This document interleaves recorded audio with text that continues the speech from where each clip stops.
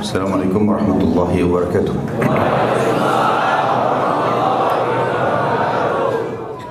Alhamdulillah, tidak pernah berhenti kita memuji Tuhan kita Allah, Zat yang maha kuat, maha adil, maha bijaksana, satu-satunya pencipta, pemilik, penguasa semua yang di langit, semua yang di bumi, dan semua yang di kedalaman lautan, terjangkau atau tidak terjangkau oleh mata manusia.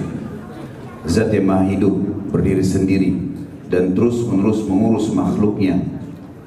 Tidak ada sekutu baginya dalam setiap kegiatannya, dan dia telah menggantungkan segala kebutuhan kita untuk roda kehidupan di muka bumi ini, dari makanan, minuman, pakaian, puncaknya panduan hidup, Islam dan iman, dengan kalimat sederhana namun penuh dengan berkah, Alhamdulillah. Maka jadikan kalimat ini selalu membasahi lidah dan bibir kita.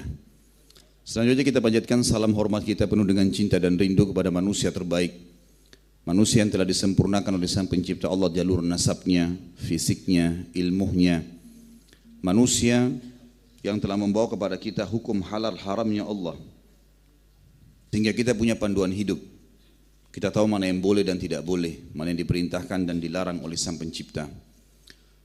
Menjadikan manusia ini sebagai suri tauladan adalah kebahagiaan, ketentraman jiwa, mendapatkan solusi yang terbaik dari masalah-masalah dalam roda kehidupan di muka bumi ini, dan juga tentunya akan menang dari musuh-musuh, karena semua itu tergambarkan dalam kehidupan manusia terbaik ini. Mengucapkan satu kali saja salam hormat kepada manusia terbaik ini akan dibalas oleh Sang Pencipta Allah di waktu yang bersamaan dengan 10 kali tambahan karunia dan rahmatnya.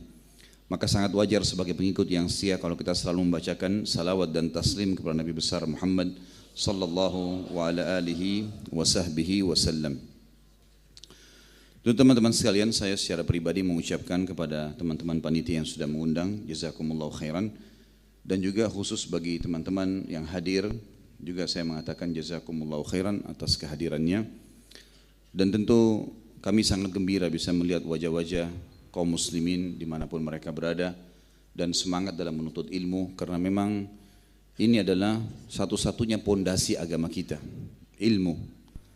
Dan ilmu ini selalu ditekankan di dalam Al-Quran dan Sunnah. Kita tahu ayat pertama turun Iqra bismi rabbikal ladzi khalaq, disuruh membaca. Kita tahu baginda Nabi SAW sangat gembira pada saat datang orang-orang yang khusus menuntut ilmu, sambil beliau mengatakan marhaban bitalabatil ilm, selamat datang para penuntut ilmu. Dan keutamaan majelis ilmu tidak bisa lagi dihitung jumlahnya, dalil yang ada. Tapi di antaranya saya mengingatkan diri saya dan teman-teman sekalian sehingga kita bisa mengikhlaskan niat kita. Hadis yang mulia kata Nabi SAW, siapapun yang keluar dari rumahnya ingin menuntut ilmu maka dia di jalan Allah. Artinya seperti orang yang berjihad. Hadis yang lain berbunyi kata Nabi SAW, siapapun yang keluar dari rumahnya ikhlas ingin menuntut ilmu maka dia akan mendapatkan pahala haji yang lengkap. Itu dihasankan oleh para ulama hadis. Kemudian hadis yang lain juga kata Nabi SAW, sesungguhnya semua orang yang keluar dari rumahnya ingin menuntut ilmu maka malaikat melindunginya dengan sayapnya karena ridho terhadap apa yang dia lakukan. Belum lagi hadis yang lain kata Nabi SAW, tidak ada orang yang berkumpul untuk mempelajari agama Allah atau zikrullah, mengingat Allah terutama dengan majelis ilmu, kecuali Allah akan turunkan malaikat dari langit yang akan berkata berita dari Allah, berkumpullah dan berpisahlah dengan diampuni dosa-dosa kalian. Maka keutamaan majelis ilmu luar biasa teman-teman sekalian. Kalau sering saya sampaikan dalam ceramah-ceramah saya, ilmu adalah satu-satunya penyebab datangnya iman, dan iman ini kalau sudah ada maka semuanya berubah menjadi baik. Orang bodoh menjadi pintar, orang penakut jadi pemberani, orang pelit jadi dermawan, orang kafir jadi beriman. Berubah semuanya. Dan ini akan mendongkrak kita untuk rajin beribadah dan juga kita akan mudah untuk meninggalkan larangan-larangan. Oleh karena itu saya mengajak diri saya dan teman-teman sekalian untuk mengikhlaskan niat dulu. Dan sekali lagi saya mengucapkan Alhamdulillah kepada Allah dan juga mengucapkan jazakumullah khairan baik panitia atau teman-teman yang sudah meluangkan waktu untuk datang hadir di sini dan mendengarkan apa yang akan kami sampaikan. Walaupun tentu saya bukan lebih pintar daripada teman-teman sekalian, hanya saja kita menjalankan firman Allah Subhanahu wa taala, a'udzubillahi minasyaitonir rajim, fadzakir fa inna dzikra tanfa'ul mu'minin. Saling memberikanlah peringatan karena peringatan akan bermanfaat bagi orang-orang yang beriman. Juga Nabi SAW mengatakan ad-dinun nasihah, agama ini semuanya nasihat. Memang harus saling mengingatkan satu sama yang lain. Judul kita pada malam ini teman-teman sekalian, semoga Allah berkahi, indahnya menjadi orang soleh. Dan tentu ada 4 tema yang akan kita sampaikan, semoga Allah mudahkan dan berkahi sampai akhir nanti. 4 tema ini sudah tidak asing bagi teman-teman karena sudah ada di informasi yang disebarkan. Tapi yang jelas malam ini kita akan membahas masalah indahnya menjadi orang soleh. Saya akan mulai teman-teman sekalian dengan kalimat rahasia la ilaha illallah. Semua kita tahu kalimat ini. Tidak ada Tuhan yang berhak disembah kecuali Allah. Kalimat ini sebenarnya mungkin karena seringnya kita ulangi, sering diajarkan dari waktu kecil. Kadang-kadang mungkin tidak terlalu tanda kutip ya, memiliki bobot yang besar dalam diri kita. Padahal sebenarnya kalimat ini kalimat rahasia kebahagiaan. Karena dengan kalimat ini akan terbatalkan semua yang dianggap Tuhan selain Allah. Coba datangkan teman-teman sekalian di benak kita semua di sini yang hadir, yang disembah selain Allah. Patung, batu, kuburan, pohon, syaitan, bintang-bintang, apa saja. Setelah kita datangkan di benak kita, coba kita tanyakan apa andil semua itu, sekuat apapun, sebesar apapun ya, yang sedang disembah selain Allah ini, apa andil mereka di setetes air yang sedang kita minum? Apa andil mereka di sebutir ya, buah, misalnya anggur yang ada di tangkainya? Apakah mereka bisa membuat anggur itu? Atau mereka menancapkan kembali anggur yang sudah dipetik dari tangkainya? Apa andil mereka di satu helai rambut di kepala kita? Dan seterusnya tanyakan. Maka kita akan temukan jawabannya tidak ada sama sekali. Dan ayat Al-Quran banyak sekali menyebutkan masalah itu. Dan akan kita paparkan insya Allah besok di materi kita. Indahnya menjalin hubungan dengan Sang Pencipta. Kita akan banyak tadabburi ayat-ayat Al-Quran dan kisah orang-orang saleh. Namun ini teman-teman sekalian sangat luar biasa. Saya akan langsung ke to the point, masa poinnya. Orang-orang yang paling luar biasa menolak ketuhanan Allah adalah ateis. Ateis mengatakan tidak ada Tuhan. Semua ini terjadi begitu saja.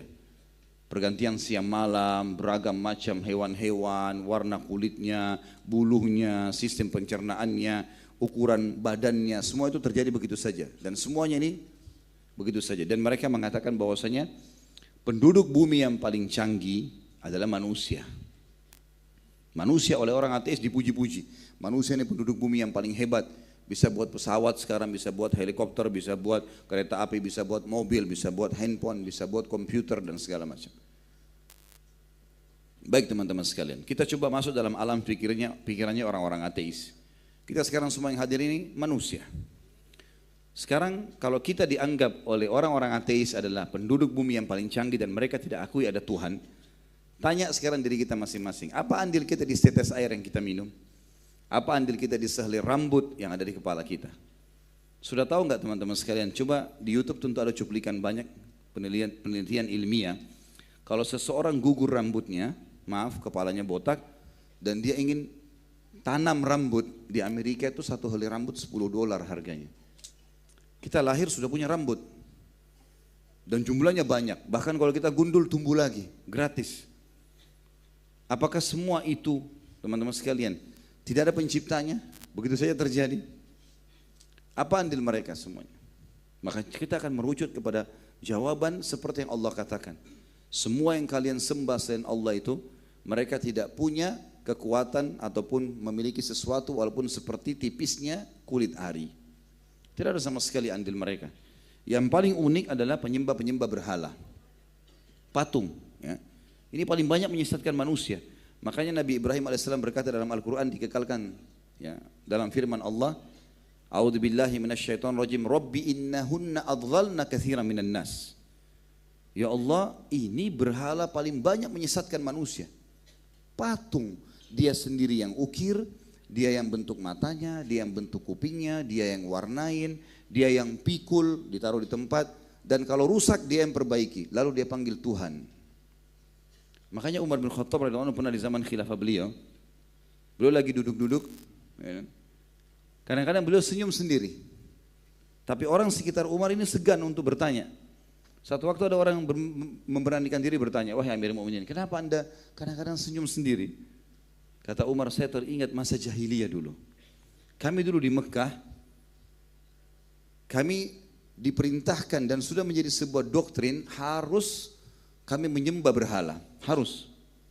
Dan yang uniknya, harus batu yang dibuat berhala itu batu Mekah, nggak boleh batu dari tempat lain. Dia bilang satu waktu saya keluar safar, perjalanan perniagaan, saya lupa bawa Tuhan saya. Jadi bukan dia yang bergantung pada Tuhannya, Tuhannya yang dibawa gitu kan. Saya lupa bawa Tuhan saya. Di tengah padang pasir saya ingin minta keselamatan, minta berkah gitu. Saya cari di tas saya nggak ada Tuhan ini. Dia bilang di sekitar saya banyak batu tapi bukan batu dari Mekah. Nggak boleh, harus dari Mekah. Dia bilang saya tidak temukan dari Mekah kecuali bekal makanan saya, kurma. Dia bilang saya susun kurma itu menjadi seperti patung. Lalu saya sembah, minta keselamatan, minta segala macam. Setelah selesai saya lapar, saya potong kepala Tuhan saya. Maka saya tertawa mengingat kejadian itu. Kadang-kadang subhanallah saya nggak tahu orang-orang yang menganggap patung sebagai Tuhan ini. Ada patung, entah itu patung apa. Kita mau bilang hewan bukan, mau bilang manusia bukan, hidungnya tajam, giginya keluar, segala macam. Entah apa ini gitu. Dan uniknya banyak orang Islam ikut-ikutan nih. Ya. Ada kadang-kadang patung ditaruh di depan rumah, sudah pendek, gendut, giginya tajam, nggak tahu apa ini maksudnya patung apa gitu. Saya pernah tanya salah satu di antara mereka, untuk apa ini? Ini bisa mengusir pencuri. Pencuri bisa kencingi itu. Nah, itu faktanya gitu kan. Itu patung, batu. Jadi sebenarnya teman-teman sekalian, semua yang disembah selain Allah itu tidak ada maknanya. Mereka tidak punya apa-apa. Dan insya Allah sekali lagi saya bilang besok kita akan tadabburi banyak sekali ayat Al-Quran yang dimana Allah membantah semua sesembahan selainnya. Baik, orang-orang yang meyakini Allah Subhanahu Wa Taala itu ada dan dia mengikuti apa yang telah Allah turunkan sebagai syariat, maka dikatakan orang soleh. Kalau laki-laki, artinya orang yang patuh, halal dinikmati, haram ditinggalkan, perintah dikerjakan, wajib atau sunnah, larangan haram atau makruh ditinggalkan. Itu namanya soleh. Kalau perempuan soleha, sudah umum kita ketahui masalah itu. Teman-teman sekalian, kita perlu ketahui untuk menjadi orang soleh ini sebenarnya tidak sulit, mudah. Bagaimana caranya? Fahami. Yang tadi saya bilang, sesembahan selain Allah sudah jelas terbatalkan karena tidak ada andil mereka sama sekali dalam hidup kita.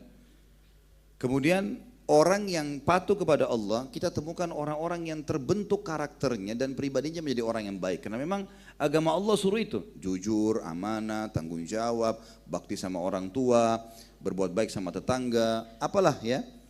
Banyak sekali hukum syariat yang menjelaskan. Jadi semuanya baik. Dan Islam, agama Allah ini melarang yang buruk-buruk. Tidak boleh mengambil hak orang lain, tidak boleh ghibah, tidak boleh fitnah, tidak boleh memukul, tidak boleh ini, tidak boleh itu. Dilarang. Jadi orang sebenarnya kalau mengikuti agama Allah ini jadi orang baik. Jadi menjadi orang soleh itu sebenarnya positif. Dan bayangkan teman-teman, kalau kita meninggal dunia, dan itu pasti semua orang akan lalui. Kalau kita mau tahu kita ini orang baik atau tidak, bayangkan kalau kita meninggal pada saat ini. Pada saat kita meninggal teman-teman sekalian, kira-kira penilaian orang di sekitar kita, kita ini baik atau buruk? Kita nilai sendiri. Misal pada saat kita meninggal orang bilang, oh si fulan itu Masya Allah setiap azan ke masjid. Oh orangnya dermawan, orangnya ramah kalau sering bertemu kami dan menegur sapa dengan kami dan seterusnya. Maka berarti kita orang baik. Dan itu tolak ukurnya baik karena agama menganggap itu baik. Tapi kalau kita meninggal orang mengatakan, oh si fulan syukur dia mati itu. Nah. Malah orang bersyukur, dia suka ghibah orang, kasar, pelit, segala macam. Yang agama larang. Dan perlu teman-teman tahu ya, subhanallah fitrah yang Allah sudah ciptakan dalam diri kita, kalau ada orang non-muslim melakukan satu perbuatan, kalau kita anggap perbuatan baik itu, oh ini misalnya orang non-muslim bakti sama orang tuanya, dia suka bantu orang susah, ya, dia suka senyum dengan orang, gitu kan, ramah, baik. Maka ketahuilah teman-teman, kita menganggap baik itu karena agama kita menganggap perbuatan itu baik, bukan karena dianya. Jangan salah faham. Banyak orang bilang, teman saya di kantor ada 2 orang, yang satu kafir baik sekali, yang satu muslim tapi buruk. Sebenarnya bukan masalah kafir muslimnya, tapi masalah perilaku yang sedang dikerjakan si kafir baik karena agama kita anggap baik, maka kita nilai baik. Perilaku si muslim kalau ada yang buruk karena agama kita menganggap buruk. Makanya kalau ada non muslim dia menghalalkan khamar misalnya, dia anggap khamar itu biasa, berzina itu biasa gitu kan. Karena agama kita anggap buruk, kita akan anggap buruk. Nah, ini sudah kaidah hidup yang sudah sangat jelas gitu.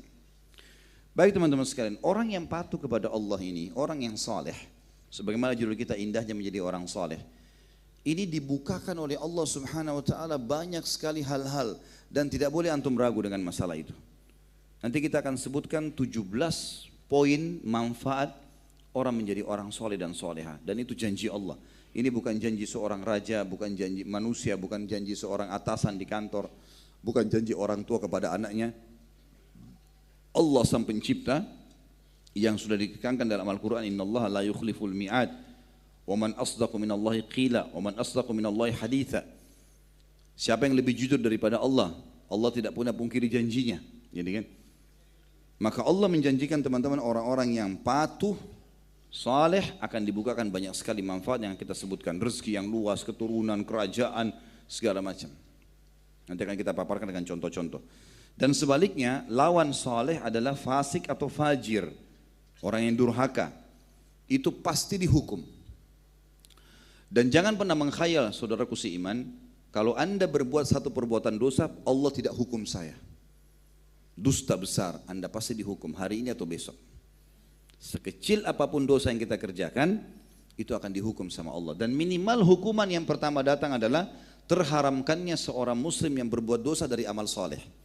Contoh perkataan Ibnu Umar radhiyallahu anhu, beliau mengatakan, aku kalau mengerjakan satu dosa kecil, maka aku menemukan Allah mengharamkan aku sholat subuh di masjid berjamaah sebulan.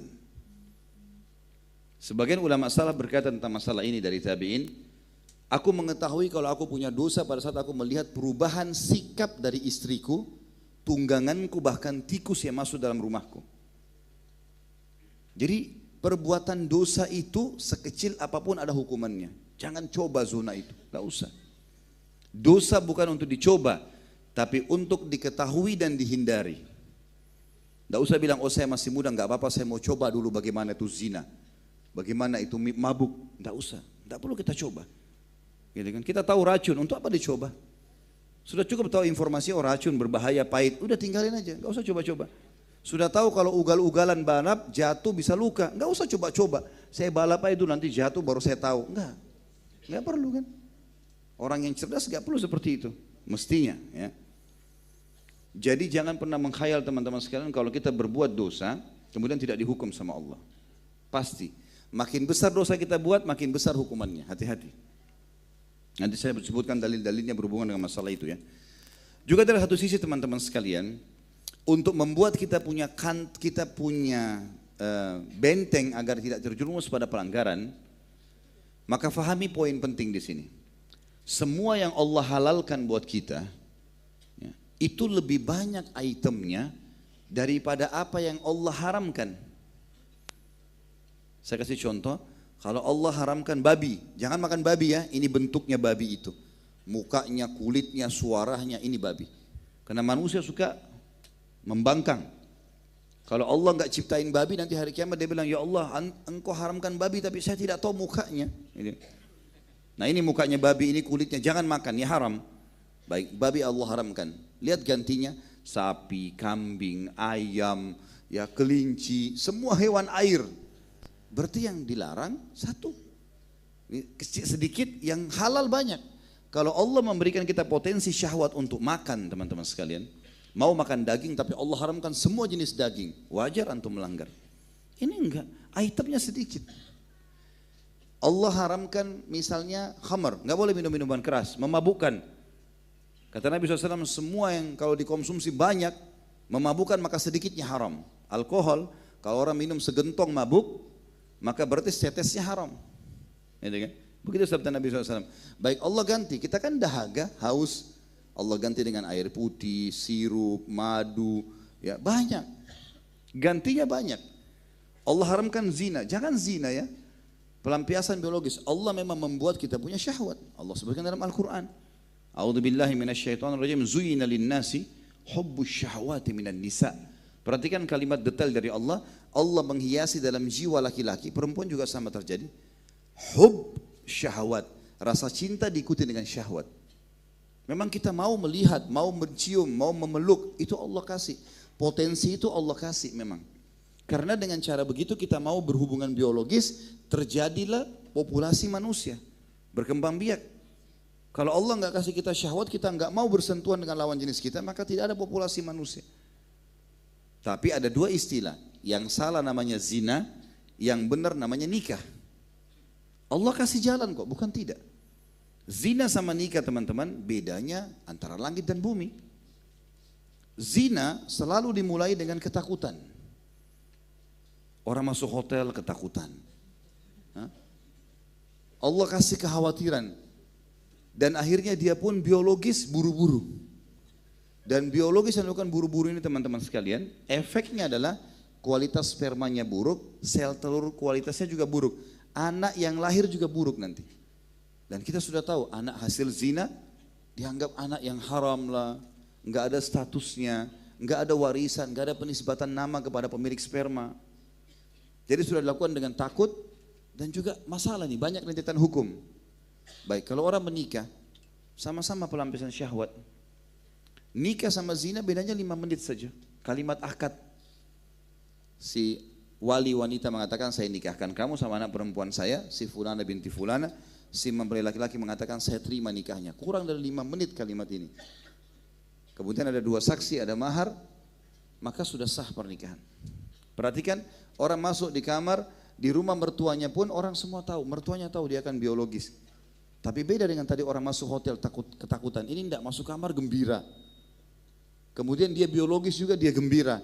Kualitas spermanya bagus, sel telurnya bagus, anaknya juga jadi bagus. Dan anaknya lahir statusnya jelas. Semua wanita yang hamil di luar nikah malu kalau ketahuan. Berusaha diaborsi, dijatuhkan segala macam, dia malu.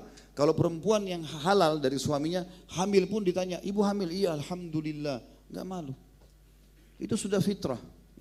Lalu kenapa harus zina? Kenapa nggak nikah? Kenapa nggak nikah? Maka kita harus poin teman-teman sekalian, Allah berikan kita solusi, bukan tidak. Jadi ini kebahagiaan, ini kesengsaraan. Bahkan kata Nabi SAW, fi bidi ahadikum sadaqah.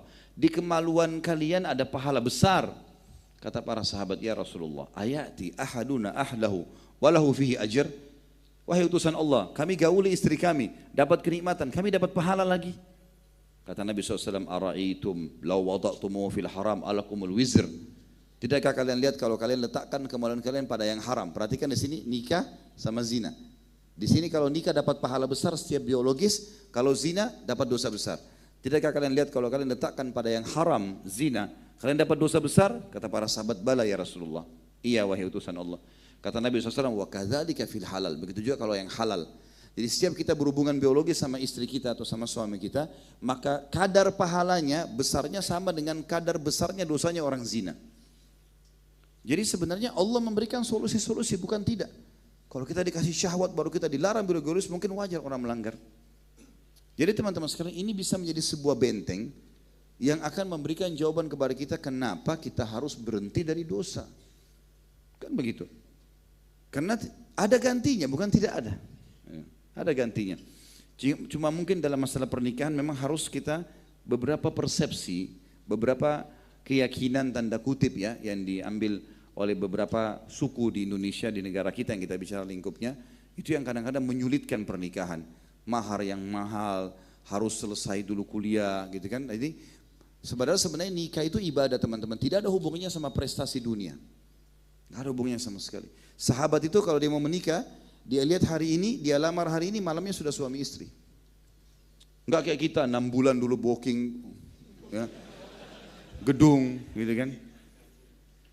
Kemudian sebar undangan dulu, pilih hari yang baik dulu, apalah segala macam, panjang. Ada kadang-kadang anak-anak, mungkin anak muda tidak tahan syahwat, banyak godaan di kampusnya. Bilang sama orang tuanya, saya mau menikah ayah, ibu. Belum selesai sarjana. Kuliah dulu. Sudah kuliah, cari kerja dulu.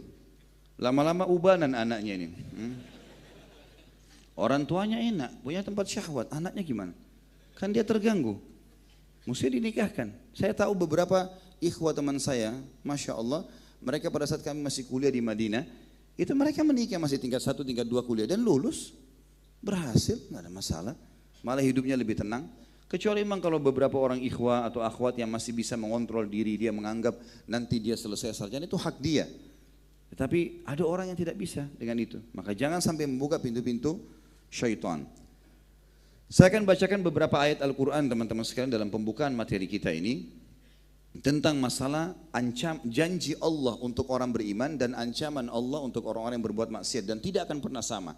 Serta saya katakan tadi tidak akan pernah luput hukuman Allah kepada orang yang berbuat dosa. Yang pertama surah Shad, surah nomor 38 ayat 28 yang bunyinya a'udzubillahi minasyaitonirrajim. Am naj'alul ladzina amanu wa amilus solihati kal mufsidina fil ardi am naj'alul muttaqina kal fujjar. Surah Shad ayat 28 yang artinya mana bisa kata Allah kami akan samakan keadaannya orang beriman juga fasilitasnya dan beramal saleh dengan orang-orang yang membuat kerusakan di muka bumi. Dan mana bisa kami jadikan orang-orang yang patuh muttaqin sama orang yang fujar, orang yang durhaka. Enggak bakalan. Tidak bakal sama teman-teman sekalian. Dan memang perlu kita ketahui setiap amal soleh dan setiap dosa dua-duanya punya kenikmatan. Tapi kenikmatannya nggak bisa disatuin. Nggak bisa disatuin. Ya. Seperti misal, nikmat sekali orang, kalau antum sudah nikmatin sholat, komitmen, saya mulai sekarang azan ke masjid, sholat, saya mau di saat pertama. Keutamanya kita baca, fadilahnya ini kita baca semua. Baik kita sudah komitmen. Maka setiap azan kita ke masjid, berjalan seminggu, sebulan, kita sudah merasa nyaman. Ya. Berarti kenikmatannya sudah muncul. Ada ikhwah begitu dan akhwat, Masya Allah, azan atau ikhwah kita bicara ke masjid. Sudah langsung di saat pertama, hampir tiap hari nggak pernah luput dari situ. Dia sudah nikmati. Maka lawannya adalah meninggalkan sholat. Karena dia sudah nikmati sholat, kenikmatan meninggalkan sholat hilang. Ya. Karena ini kenikmatannya sudah ada. Gitu kan? Sebaliknya orang yang menikmati maksiatnya, misalnya dia tidak mau sholat, maka kenikmatan sholatnya hilang. Dia heran kenapa orang ini selalu azan ke masjid, gak capek apa sholat terus gitu. Jadi dua-dua punya kenikmatan tapi tidak bisa bersatu seperti minyak dengan air. Ini hasilnya positif, akan masuk surga, dapat pahala dan seterusnya. Ini akan buruk akibatnya, seperti itulah. Ya. Kalau seseorang wanita muslimah misalnya tutup aurat, mungkin akhwat kita bisa jawab di diri masing-masing tentunya. Kalau seandainya anda sudah pakai hijab dan sudah menganggap ini adalah perintah agama Allah, bina agama saya, perintah Allah saya akan amalkan. Saya yakin sekali kalau itu sudah komitmen dalam hati, begitu lagi duduk di rumah di ruang tamu, sempat jilbabnya tersingkap sedikit, ada beberapa helai rambutnya keluar. Nyelonong seorang laki-laki yang bukan mahram. Saya yakin kalau dia sudah nikmati jilbabnya dia akan merasa menyesal. Kenapa tadi orang itu lihat rambut saya? Kenapa orang itu lihat leher saya dan atau tangan saya dan seterusnya? Karena dia sudah nikmati hijabnya. Lawannya adalah maksiatnya tidak berhijab kan gitu. Maka hilang, dia merasa risih. Kenapa orang itu pakai celana pendek ya? Kenapa dia buka rambutnya ya? Dosa. Dia merasa karena nikmat ibadahnya sudah ada. Nah sebaliknya orang yang menikmati maksiat, membuka auratnya dia heran. Kenapa orang itu pakai jilbab besar? Pakai cadar, nggak panas apa gitu kan. Dia jalan pun dia sudah tidak malu, kekurangan kain. Dadanya bolong, belakangnya bolong, pahanya bolong. Tapi seperti itu dia nikmati. Jadi ibadah punya kenikmatan, maksiat punya kenikmatan, tapi tidak bisa bersatu. Yang saya mau titik beratkan teman-teman sekalian, banyak ikhwan dan akhwat kita, kesan performannya sudah kelihatan, sudah mulai berjenggot, sudah pakai hijab, gitu kan. Mungkin azan sudah ke masjid, tapi dia bukan di sini, bukan di sini. Dia di tengah-tengah. Jadi sholat iya, tapi bohong masih. Ya. Ibadah iya, tapi masih maksiat juga. Ini orang berada di tengah-tengah. Ini pelimplang. Kalau antum merasa, kenapa Ustaz saya selama ini sholatnya belum khusyuk ya? Kok bisa imam haram itu nangis, saya nggak bisa ya? Jawaban saya satu, antum masih punya pintu maksiat yang antum buka. Karena masih bertemu di situ, masih berimbang. Jadi kalau kayak timbangan itu, ini amal soleh, ini dosa, masih berimbang. Jadi nggak bisa, ini nggak bisa khusyuk, ini nggak bisa khusyuk. Dosa juga tuh bisa khusyuk loh, konsentrasi. Ini. Bayangkan kalau ada orang mau menyatukan keduanya, misal dia sholat 5 waktu, dia jaga sholat on time, tapi dia masih mabuk. Jam 3 subuh dia mabuk, jam 4 azan subuh. Enak gak kira-kira mabuknya? Dia sambil mabuk sementara azan nih. Jadi dia terganggu. Gitu kan. Jadi sekalian jadi orang baik atau sekalian jadi orang buruk, tapi ini bahaya neraka. Jadi orang baik jangan setengah-setengah. Dan tidak usah malu teman-teman terjadi perubahan. Jangan di tengah-tengah, tengah-tengah enggak enak, enggak berimbang.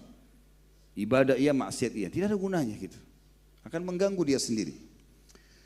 Kemudian dalam surah yang lain, surah Ghafir surah nomor 40 ayat 58, Allah juga berfirman, A'udzubillahi minasyaitonirrajim, wa ma yastawil a'ma wal basir walladzina amanu wa amilus solihati walal musi' qalilan ma tatadzakkarun.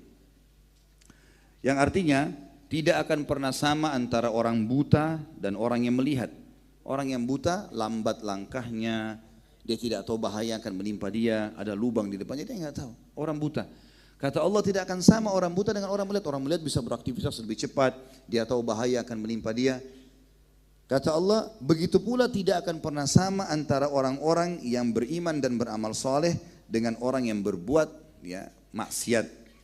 Tapi sayang, sangat sedikit kalian memikirkan itu. Di ayat yang lebih jelas lagi surah Al-Jathiyah, surah nomor 45 ayat 21. Allah berfirman, A'udzubillahi minasyaitonirrajim, Al-Jathiyah ayat 21.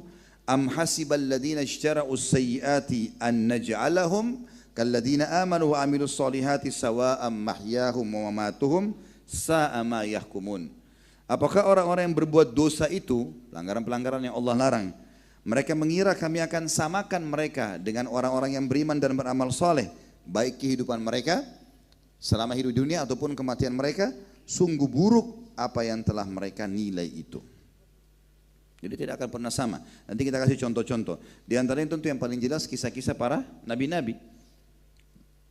Nabi-nabi pemimpin orang-orang soleh. Kita lihat Nabi Muhammad SAW bagaimana kehidupan rumah tangganya bahagia, bersahabatnya bahagia, ekonominya maju, jadi nabi, jadi raja, gitu kan?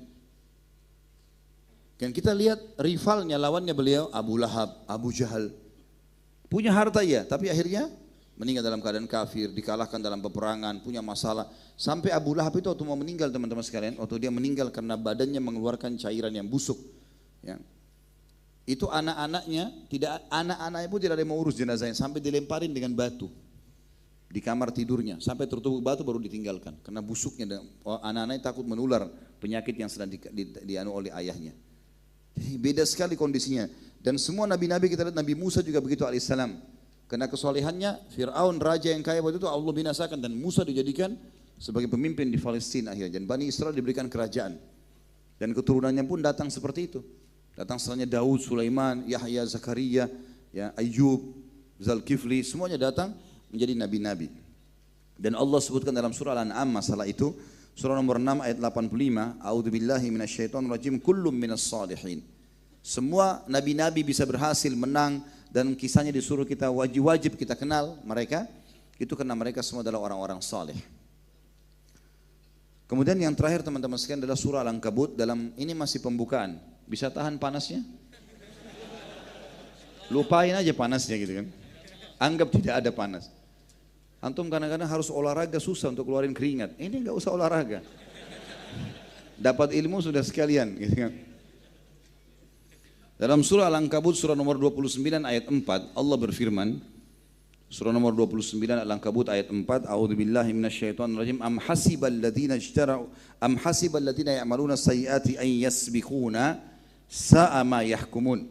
Sekali lagi Allah ingatkan, apakah orang-orang yang berbuat dosa itu mereka mengira bahwasanya mereka akan luput dari siksa kami? Sungguh buruk apa yang mereka sangka itu. Mengkhayal orang yang buat dosa tidak dihukum sama Allah. Makin besar dosanya, maka makin berat hukumannya. Makin sering dia lakukan, maka makin banyak hukuman yang datang. Beda orang berzina 10 kali dengan orang zina sekali. Beda orang makan riba 10 tahun dengan orang baru 1 bulan. Makanya orang harus berhenti dari perbuatan salah itu. Sementara Allah Subhanahu wa taala menyebutkan tentang, kalau kita bertanya, coba ringkaskan Ustaz masalah orang soleh. Dalam Al-Quran Allah sebutkan dalam surah Al-Imran surah nomor 3 ayat 114. A'udzubillahi minasyaitonirrajim, yu'minuna billahi wal yaumil akhir wa ya'muruna bil ma'ruf wa yanhauna 'anil munkar wa yusari'una fil khairat wa ulaika minas salihin. Allah cap predikat orang saleh ini, dikatakan mereka adalah orang yang beriman sama Allah, yakin Allah satu Tuhan, yang lain bukan Tuhan, tidak ada sekutu baginya. Beryakin dengan hari akhir, dia kejar surga, takut dari neraka.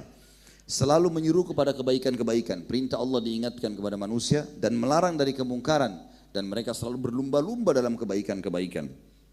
Mereka lah termasuk orang-orang saleh. Kita tahu teman-teman sekalian, penghuni surga Firdaus, kalau bagi laki-laki ada 4. Ya. Yang pertama para nabi-nabi, dan saya sama antum sudah tertutup pintu ini. Sudah nggak bisa jadi nabi karena terakhir Nabi Muhammad alaihissalam. Yang kedua Siddiq, orang yang tidak pernah bohong seumur hidup, 1 kali pun tidak pernah bohong, baru dapat julukan Siddiq. Di antara sahabat yang dapat julukan Siddiq siapa? Ada yang lain tidak antum pernah dengar? Sahabat Nabi itu. Berarti ini juga kecil kemungkinan. Yang ketiga adalah syuhada, orang yang mati syahid. Antum harus ke medan perang, tinggalin istri, tinggalin anak, tinggalin pekerjaan, tidak tahu tidur di mana, mungkin di hutan, mungkin dibacot sama musuh, mungkin ditawan, mungkin dipukulin segala macam. Itu pun belum tentu mati. Ya, ya. Karena kata para ulama, orang yang masuk di kancah jihad, orang yang paling ikhlas niatnya, itu yang akan Allah karuniai mati syahid. Sampai keluar sebuah prinsip dikatakan oleh para ulama, kalau anda sudah masuk di kancah jihad, maka tidak usah mengkhayal mati. Karena yang akan mati hanya orang yang dipilih oleh Allah. Yang paling ikhlas itu yang Allah kasih. Karena syuhada banyak manfaatnya. Bisa selamatkan 70 keluarganya, berikan syafaat pada hari kiamat, tidak dimakan jasadnya oleh tanah, tidak lagi pertanyaan malaikat di kuburan, dianggap suci, tidak perlu dimandikan, darahnya untuk dibangkitkan hari kiamat keluar lebih wangi dari bau kasturi. Banyak sekali manfaat, masuk surga Firdaus dan seterusnya. Ini juga kayaknya masih agak sulit. Antum tinggal punya peluang yang keempat, jadi orang soleh. Modalnya nangis sama Allah. Perintah kerjakan, larangan tinggalkan, selesai. Ini masih banyak peluang. Makanya kita bahas poin ini.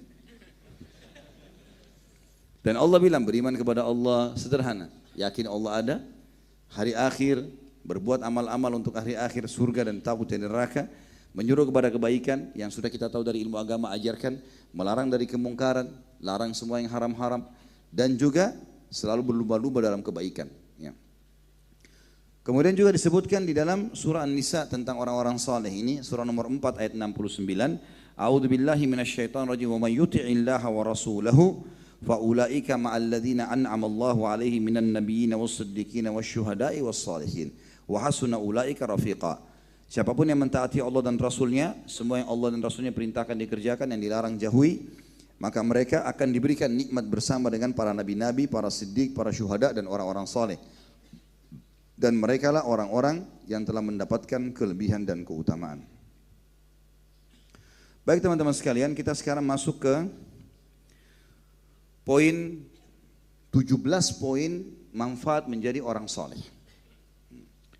Yang pertama, kalau kita mulai istiqomah di jalan Allah, dan sebelum saya mulai 17 poin teman-teman sekalian, kalau ada di antara antum yang sudah coba hijrah, transisi dari masa jahiliyah, dari masa maksiat kepada ketaatan, maka fahamilah transisi ini sebulan, setahun, sehari, waktunya itu adalah masa proses pembersihan kesalahan lalu. Maka mungkin pada saat itu belum terbuka semuanya. Tapi pada saat antum sampai ke garis finishnya, sudah bersih dosa-dosa yang lalu, maka mulai terbuka semuanya. Makanya sabar teman-teman sekalian. Sabar itu dalam 3 hal. Sabar dalam mengerjakan ketaatan. Duduk di majelis ilmu, ya. Kemudian sholat, pergi ke masjid, hujan pun keluar gitu kan. Jihad, bersedekah, baca Quran dan hafal, itu semua butuh kesabaran. Yang kedua, sabar dalam meninggalkan kemaksiatan. Semua kita punya peluang zina. Kita semua punya peluang berbohong, kita semua peluang bisa menzalimi orang. Tapi sabar, kontrol diri. Kalau syaitan lagi bisikin jangan. Itu pahalanya juga besar, itu juga ibadah ya. Jadi sabar dalam ketaatan ibadah, sabar dalam meninggalkan dosa juga ibadah. Dan yang ketiga, sabar dalam cobaan harian. Teman-teman sekalian, kalau kita sudah hijrah, mulai istiqamah, maka sudah mulai masuk proses, itu pembersihan dosa terus, sabar aja. Kadang-kadang kita sudah sadar nih, sudah tobat, tiba-tiba ada yang gibah. Lisan antum bilang saja, Inna lillahi wa inna ilaihi raji'un, Alhamdulillah. Inna lillah kalimat istirja. Ya. Kami milik Allah, kami akan kembali kepada Allah. Kemudian Alhamdulillah. Kenapa kita bersyukur? Mungkin kita dulu pernah menggibah orang. Dengan cara begini dosa itu bersih. Jadi perilaku apa yang kita pernah kerjakan, Allah coba sekarang. Kita mungkin pernah mencuri, sekarang barang kita dicuri. Kita mungkin pernah menzalimi orang, kita sekarang dizalimi. Proses pembersihan. Sabar. Jangan bilang saya begitu tinggalkan bank konvensional ribawi, sekarang saya susah cari kerjaan Ustaz. Itu prosesnya, masa transisi, sabar. Berapa tahun dulu antum buat riba? Dan kata Nabi SAW, 1 dirham riba lebih berat daripada 36 kali berzina. 36 kali berzina, si fulana 36 orang berzina baru sama dengan 1 dirham riba. Berarti antum bahaya kalau sudah riba 1 tahun misalnya, banyak sekali dosanya, butuh transisi pembersihan, gitu kan. Cuma rahmat dari Allah SWT teman-teman sekalian, kalau Allah mau kita diuji, maka biasanya ujian itu lebih ringan daripada nikmat yang pernah kita dapatkan. Misal, setahun kita nggak pernah sakit, 365 hari Masya Allah sehat. Tahun depan Allah coba flu dengan demam seminggu saja. Kalau mau bicara adil, harusnya setahun kan? Setahun sehat, setahun sakit, tapi Allah nggak begitu. Allah kasih lebih sedikit daripada nikmat yang sedang kita rasakan. Yang pertama antum bisa dapatkan teman-teman sekalian kalau menjadi orang yang soleh dan solehah patuh, Allah janjikan kehidupan yang sempurna dan semua tercukupi. Bahasa Arabnya hayatan thayyibah. Jadi kalau kita disuruh makan makanan, dalam Islam kita disuruh makan makanan dan minum minuman yang 2 syarat, halal dan thayyib. Apa itu thayyib? Berkualitas. Ya. Jadi kalau misalnya teman-teman Allah berikan rezeki, kita masuk ke toko buah, ada buah harganya 200.000 per kilo, kualitasnya nomor 1. Ada buah lagi 50.000 per kilo, tapi kualitasnya nomor 2. Kalau kita beli kualitas nomor 1 karena kita punya cukup harta, itu boleh, itu pahala, boleh. Bahkan dianjurkan, karena kita sedang menikmati apa yang Allah halalkan buat kita. Allah suruh, kulu, washrabu, ya, disuruh makan dan minum. Apa yang Allah halalkan. Jadi tidak ada masalah dengan itu. Itu tidak masuk dalam tabdzir. Kita boleh menikmati. Bahkan dalam sebuah hadis sahih kata Nabi SAW, Inna Allah yuhibbu an yara athara ni'amihi ala abdi. Allah suka sekali melihat bekas nikmatnya pada hambanya. Allah enggak mau kita pakai baju kumuh, enggak mau kita lesu. Allah mau kita nikmat, bersih, rapi. Kata Nabi SAW, Inna Allah jamilun yuhibbul jama'. Allah indah, suka keindahan. Gitu kan? Kita tidak disuruh kumuh-kumuh. Dan banyak orang salah faham dengan kalimat zuhud. Kita kan orang Islam disuruh zuhud. Apa itu zuhud? Disuruh makan roti kering, disuruh pakai baju kotor, tidak usah pakai sendal yang bagus. Ini pemahaman yang salah. Dari mana ini? Nabi SAW itu berpoligami, 11 orang istri, 11 rumah. Setiap rumah ada pembantunya, setiap rumah ada untanya. Unta itu kalau sekarang Alphard itu.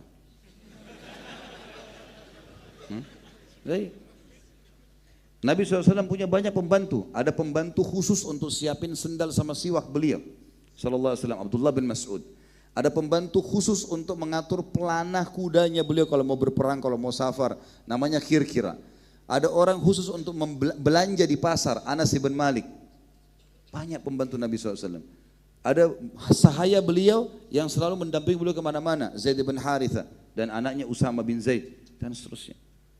Begitu pula dengan sahabat-sahabat Nabi yang lain. Bahkan Umar bin Khattab berkata, saya pernah masuk ke rumah Nabi SAW dan saya temukan beliau sedang memegang tulang paha kambing yang ada dagingnya sambil menggigitnya. Baik Ustaz, ada riwayat yang berbunyi dalam hadis Bukhari. Aisyah berkata radhiyallahu anha, kami pernah, begitu riwayatnya, kami pernah di rumah Nabi SAW.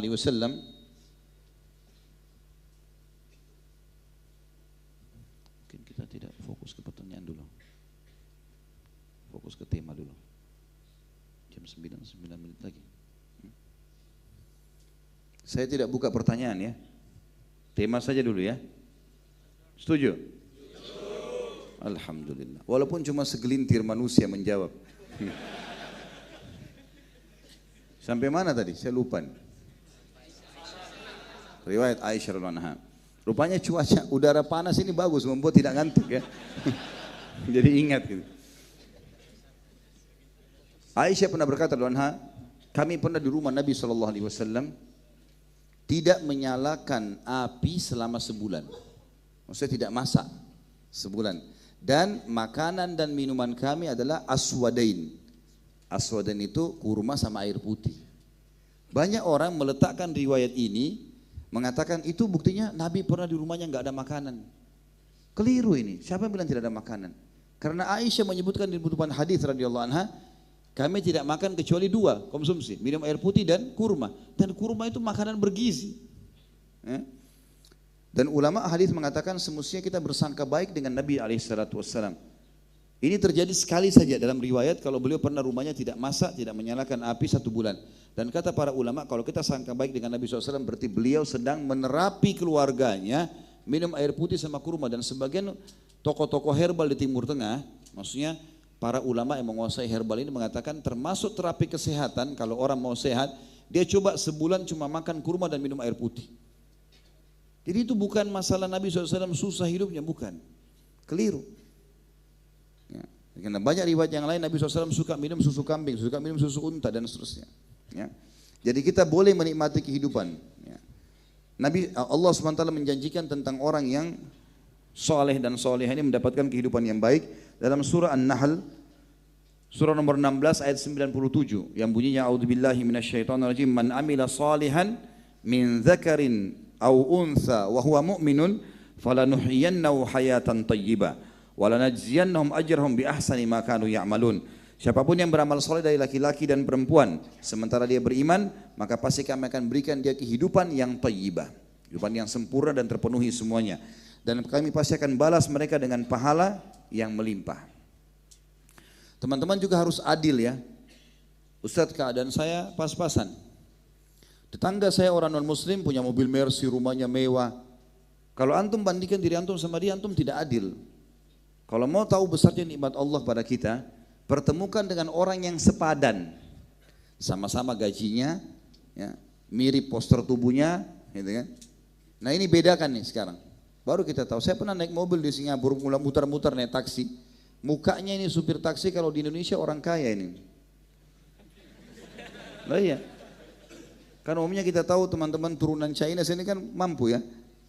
Ini orang Cina lagi bawa mobil taksi, saya di belakang. 1 jam muter-muter. Sepanjang jalan dia bicara sama saya. Itu semuanya keluhan. Susah hidup. Kadang-kadang tidak ada orang naik taksi. Karena susah hidupnya, penyakitnya banyak. Ya jangan antum pikir, oh berarti dia enak nih. Karena dari luar casingnya, oh pakai mobil Mercy. Itu masih nyicil itu biasanya. Masih kredit. Kalau dia mati bisa ditarik oleh bank. Gitu. Jadi harus adil, pertemukan dengan orang-orang yang sepadan dengan kita. Pertemukan antara orang yang kaya raya kafir dengan orang kaya raya muslim. Nah baru kita bisa ketemukan itu. Dan bukan mustahil teman-teman, Allah akan bukakan antum kelebihan-kelebihan dan akan kita sebutkan dalam poin-poin selanjutnya. Ini yang pertama. Yang kedua, akan mendapatkan keberuntungan. Kata ulama, keberuntungan bisa masuk dalam makna kalau lingkup sempit, keuntungan dalam perdagangan. Kalau lingkup besar adalah keuntungan dalam setiap keinginan dia. Dia mau nikah sama siapa, Allah mudahkan. Dia mau kerja di mana, Allah mudahkan. Dia mau sekolah di mana, Allah mudahkan. Itu namanya keberuntungan. Ya. Allah sebutkan dalam surah Ar-Ra'd, surah nomor 13 ayat 29. A'udzu billahi minasyaitonir rajim. Alladzina amanu wa amilus solihati tuba lahum wa husnal ma'ab. Orang-orang yang beriman dan beramal saleh, keberuntungan buat mereka di dunia dan juga di akhirat, mereka akan masuk ke dalam surga. Dalam surah Al-Qasas surah nomor 28 ayat 67 juga berbunyi, Al-Qasas 28 ayat 67, A'udzu billahi minasyaitonir rajim, fa amma man taba wa amana wa amila salihan fa asa ay yakuna minal muflihin. Siapapun yang taubat dari dosa-dosanya lalu dia beramal saleh dan dia beriman lalu dia beramal saleh, maka pasti kami akan menjadikan mereka orang-orang yang beruntung. Ya. Beruntung lingkup kecil kalau dia berdagang dia untung. Lingkup besarnya adalah dia beruntung dalam setiap yang dia inginkan Allah berikan. Yang ketiga, mendapatkan pengampunan dosa, pembersihan kesalahan-kesalahan.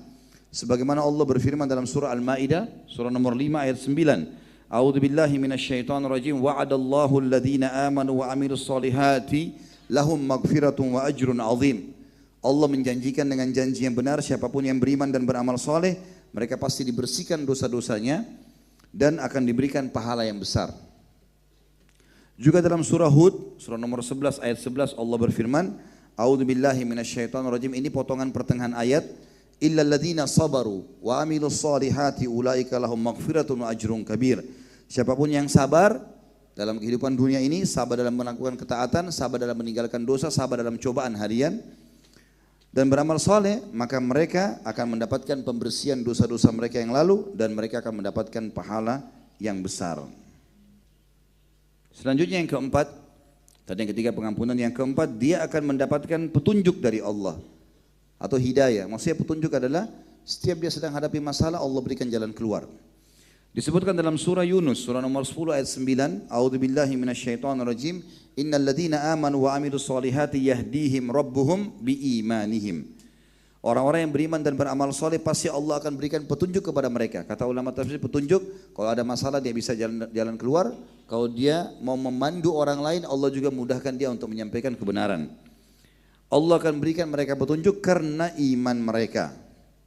Juga dalam surah At-Talaq, surah nomor 65 ayat 11, Allah terus mengingatkan kepada kita dan menjanjikan, A'udzubillahi minasyaitonirrajim, potongan ayat di sini, liyukhrijal ladzina amanu wa amilus solihati minadh-dhulumati ilan nur. Al-ayah. Allah pasti akan mengeluarkan orang-orang yang beriman dan beramal soleh dari kegelapan kehidupan, masalah-masalah yang dia hadapi, kepada cahaya yang terang atau jalan keluar dari masalahnya. Setelah mendapat petunjuk yang kelima, dia akan mendapatkan kasih sayang Allah. Ya. Kasih sayang artinya perhatian. Dalam surah Maryam, surah nomor 19 ayat 96 Allah berfirman, A'udzubillahi minasyaitonirrajim, innal ladzina amanu wa amilus solihati sayaj'al lahumur rahmanu wudda. Saksi bahasa adalah kalimat wudda. Siapa yang beriman dan beramal soleh, maka Zat yang Maha Penyayang, Ar-Rahman, akan berkasih dengannya atau memberikan perhatian khusus kepadanya. Ya. Kemudian yang keenam, Allah akan tinggikan derajatnya di dunia. Nanti akan kita jelaskan ayat-ayat setelahnya juga atau poin-poin setelahnya. Allah akan berikan kedudukan, rezeki yang luas dan seterusnya. Dan di akhirat akan masuk derajat yang tinggi di surga. Allah sebutkan dalam surah Thaha, surah nomor 20 ayat 75.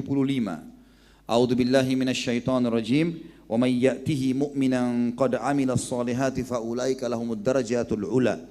Siapapun yang bertemu dengan Allah datang pada hari kiamat, dibangkitkan dalam kondisi beriman dan beramal saleh, mereka akan mendapatkan derajat-derajat yang tinggi. Yang ketujuh, dihilangkan rasa takut dan kekhawatiran selama hidupnya.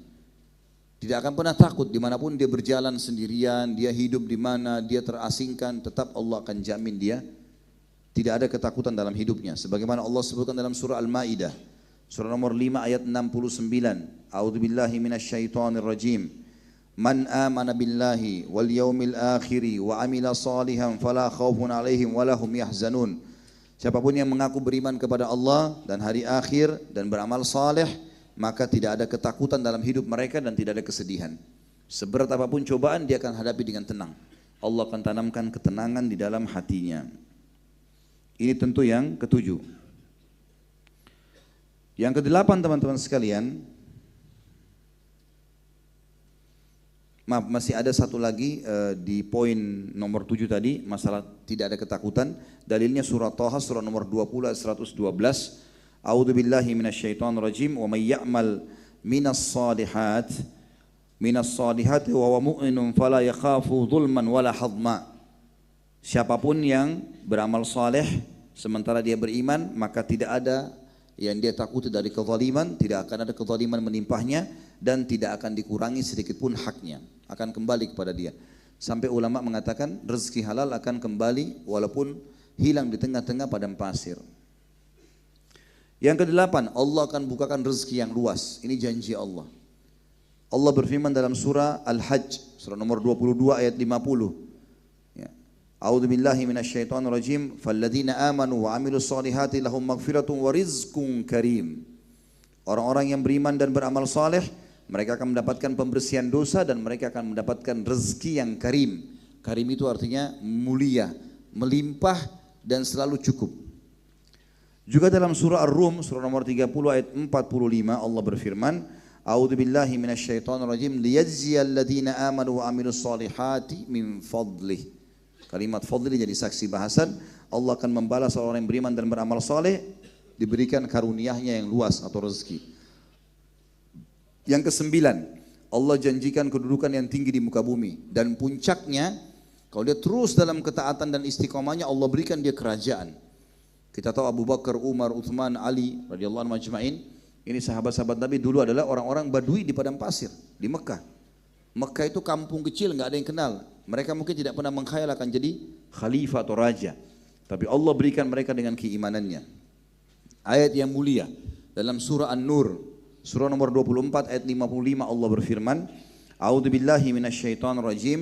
Wa'adallahu alladhina amanu minkum wa amilus salihati la yastakhlifannahum fil ardi kama istakhlafal ladina min qablihim wa la yumakkinanna lahum dinahum alladhi irtada lahum wa la yubaddilannahum min ba'di khawfihim amna ya'budunani la yusyrikuna bi syai'a wa man kafara ba'da dzalika fa ulaika humul fasiqun. Allah menjanjikan dengan janji yang benar, siapapun yang beriman di antara kalian dan beramal saleh, semua perintah Allah namanya amal saleh dan meninggalkan larangan juga amal saleh, pasti dia akan diberikan kedudukan di muka bumi, kepemimpinan. Sebagaimana telah Allah berikan kepemimpinan dan kedudukan kepada orang-orang beriman sebelum mereka. Dan pasti Allah akan memenangkan agama mereka yang telah Allah ridho dengan agama itu. Dan pasti Allah akan mengganti rasa takut mereka menjadi keamanan. Syaratnya mereka menyembahku, kata Allah, dan tidak menyekutukan sesuatu denganku. Dan siapa yang kufur setelah informasi ini, maka mereka adalah orang-orang yang fasik. Kalau masih pilih kebahagiaan selain daripada ini berarti orang fasik. Allah sudah janjikan, maka tidak boleh ada keraguan. Juga Allah berfirman teman-teman dalam surah Al-Anbiya, surah nomor 21 ayat 105, A'udzubillahi minasyaitonir rajim, annal arda yarithuha ibadiyas salihun. Ketahuilah bumi ini pasti akan diwariskan atau dikuasai oleh hamba-hambaku yang saleh. Tentu saya bilang tadi teman-teman, kalau masih belum didapatkan, ada poin-poin tidak didapatkan, berarti kita masih dalam masa transisi itu. Sabar, nikmati prosesnya. Ya. Pokoknya kita terus tingkatkan kualitas ibadah kita. Yang ke-10, dia akan mendapatkan rahmat. Dan rahmat ini kalau bahasa Indonesia adalah karunia. Tentu karunia teman-teman digunakan dalam bahasa Indonesia juga kalau seandainya sesuatu yang tidak umum orang bisa dapatkan dan memang itu sesuatu yang bernilai sekali. Kalau kita dikasih makan dan minum oleh seseorang, maka mungkin digunakan orang ini memberi saya makan. Tidak cocok kita bilang orang ini karunia yang saya makan. Tapi karunia kalau harta yang melimpah, punya keturunan, bahasa Arabnya rahmat. Allah janjikan itu kepada orang-orang yang beriman dan beramal saleh. Dalam surah Al-Jathiyah, surah nomor 45 ayat 30 Allah berfirman, A'udzubillahi minasyaitonirrajim, fa'ammal ladzina amanu wa amilus solihati fayudkhiluhum rabbuhum fi rahmati. Al-ayah. Siapapun yang beriman dan beramal saleh, pasti Tuhannya akan memasukkan mereka ke dalam rahmatnya. Ini tentu poin yang ke-10 ya. Kita masuk ke poin yang ke-11 teman-teman sekalian, yang bisa didapatkan adalah selamat dari kerugian. Tentu tadi ada poin yang kedua, beruntung. Apa bedanya di sini? Orang beruntung dengan selamat dari kerugian. Ada bedanya. Kalau orang beruntung, dia dagang langsung dia dapat keuntungan. Kalau orang selamat dari kerugian beda.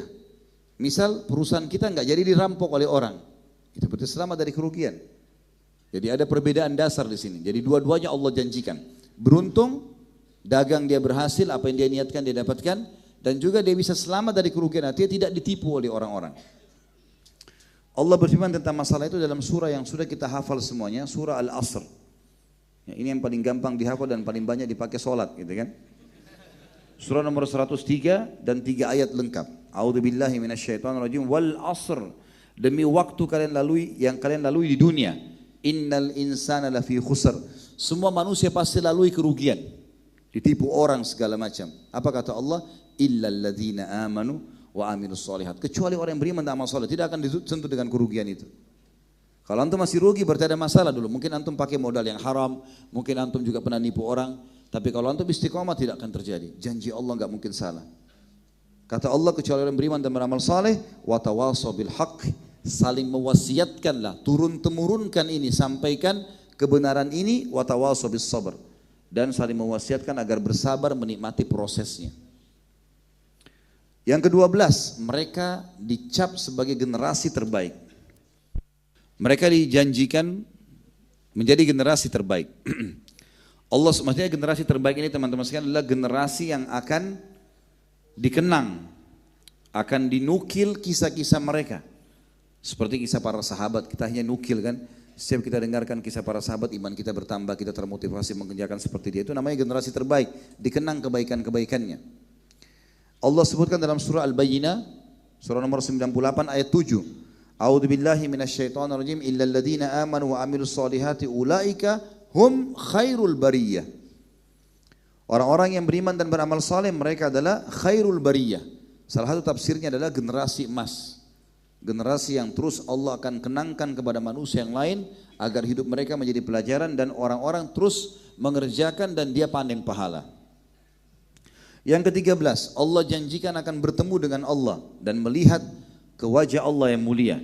Sebagaimana kita tahu dalam hadis Bukhari, kata Nabi SAW, kalau ahli surga sudah masuk ke dalam surga, semoga kita insya Allah jadi penghuninya, termasuk orang yang bermaksiat yang dibersihkan dulu dosa yang di neraka sudah masuk semua. Di neraka tinggal orang yang kekal, musyrik, kafir dan munafik. Semua orang beriman yang punya dosa pun sudah keluarkan dari neraka. Kalau itu sudah terjadi, kata Nabi SAW, dua riwayat Bukhari, berbunyi, Allah akan bertanya kepada ahli surga, apakah kalian sudah cukup puas dengan apa yang aku berikan? Kata mereka, ya Allah, nikmat apa lagi yang kami inginkan? Bukankah engkau telah memutihkan wajah kami? Memberikan cahaya, karena ahli surga wajahnya bercahaya, ahli neraka menjadi hitam kelam wajahnya. Dan engkau telah menyelamatkan kami dari neraka dan kami masuk ke dalam surga. Penghuni surga teman-teman akan melihat penghuni neraka agar mereka selalu bersyukur karena tidak masuk di sana, dan penghuni neraka bisa lihat penghuni surga dari jauh agar mereka terus menyesal. Bukankah engkau telah mencahayakan wajah kami? Bukankah engkau telah menyelamatkan kami dari neraka dan masuk ke surga? Mau apa lagi ya Allah? Dalam dua riwayat. Riwayat yang pertama Allah berfirman, hari ini aku halalkan rahmatku dan aku haramkan murkahku. Tidak ada lagi murkah. Berbuatlah semau kalian. Ahli surga boleh buat apa saja. Kata Nabi SAW, dan ahli surga tidak buat kecuali ketaatan. Riwayat yang kedua ini saksi bahasan, Allah mengangkat hijabnya. Dan pertama kali penghuni surga melihat ke wajahnya Allah. Maka serentak mereka mengatakan, ya Allah tidak ada nikmat yang mengalahkan melihat wajahmu yang mulia. Dan ulama mengatakan bahwasanya melihat wajahnya Allah nikmat terbesar di surga. Mengalahkan semua istana, dayang-dayang, semuanya dikalahkan. Dan Allah SWT akan memperlihatkan dirinya setiap pagi dan petang untuk ahli surga sebagai nikmat atau kesempurnaan nikmat pada mereka. Allah janjikan bagi orang beriman dan beramal saleh itu. Sebagaimana dalam surah Al-Kahfi, surah nomor 18 ayat 110. A'udzu billahi minasyaitonir rajim, faman kana yarju liqa'a rabbih falyamal amalan shalihan wa la yusyrik bi ibadati rabbih ahada. Siapa yang ingin bertemu dengan Tuhannya, kata sebagian ulama tafsir, melihat wajahnya Allah di surga nanti, maka dia harus beramal saleh, gitu kan? Dan dia tidak boleh menyekutukan Tuhannya dengan sesuatu apapun. Yang ke-14, ini yang bujang-bujang pasti senang dengar ini, kan? Kita diperintahkan untuk menikahkan orang-orang soleh atau kita menikah dengan mereka. Jadi kalau ada orang-orang soleh melamar, terima lamarannya. Kalau kita mau menikah, cari orang-orang yang soleh atau soleha. Itu perintah agama. Allah sebutkan dalam Al-Quran. Di dalam surah An-Nur, surah nomor 24 ayat 32. A'udzu billahi minasyaitonir rajim, wa ankihul ayama minkum was-salihina min ibadikum wa imaikum. Dan nikahkanlah atau kalian juga menikah orang-orang yang masih sendiri di antara kalian dari orang-orang soleh, baik itu hamba laki-laki ataupun hamba perempuan. Jadi kita dianjurkan untuk itu, dan kita sudah tahu wasiat Nabi SAW kepada para laki-laki, wanita dinikahi karena 4 hal, kecantikannya, keturunannya, jalur nasabnya dan agamanya, dan dahulukanlah agamanya, hidupmu akan tentram. Dan kata Nabi SAW juga dalam hadis Bukhari, wanita berkulit hitam budak yang kharma. Kharma itu enggak ada pemisah hidungnya ini. Jadi lubang hidungnya satu. Ini luar biasa jeleknya gitu. Ya. Tapi beragama jauh lebih baik. Disuruh agamanya. Begitu juga dengan wanita. Dalam hadis sahih, kata Nabi SAW, wahai walinya wanita. Dan wahai wanita, kalau telah datang kepada kalian laki-laki yang kalian ridhoi agama dan akhlaknya, terima lamarannya. Kalau tidak, terjadi kerusakan di muka bumi. Jadi kita tahu memang ini standarisasinya. Jadi bukan ijazahnya, bukan hartanya, tapi kesolehannya. Kemudian yang ke-15, kita dianjurkan selalu berdoa agar kita menjadi orang soleh dan punya keturunan yang soleh. Dan doa ini dihafal. Walaupun orang belum menikah, dianjurkan oleh para ulama membaca doa ini supaya kalau dia nanti menikah, Allah berikan seperti apa yang ada dalam doa ini. Dalam surah Al-Ahqaf, Surah nomor 46 ayat 15. Bunyinya a'udzubillahi minasyaitonirrajim. Al-Ahqaf 46 ayat 15. Potongan dari awal ayat, Rabbi auzi'ni an ashkura ni'mataka allati an'amta alayya wa ala walidayya wa an a'mala salihan tardah wa aslih li fi dhurriyyati inni tubtu ilaika wa innani minal muslimin. Wahai Tuhanku, wahai penciptaku, mudahkanlah aku agar selalu mensyukuri nikmat yang Kau limpahkan kepadaku dan kepada kedua orang tuaku, karena kita dengan bersyukur bertambah nikmat.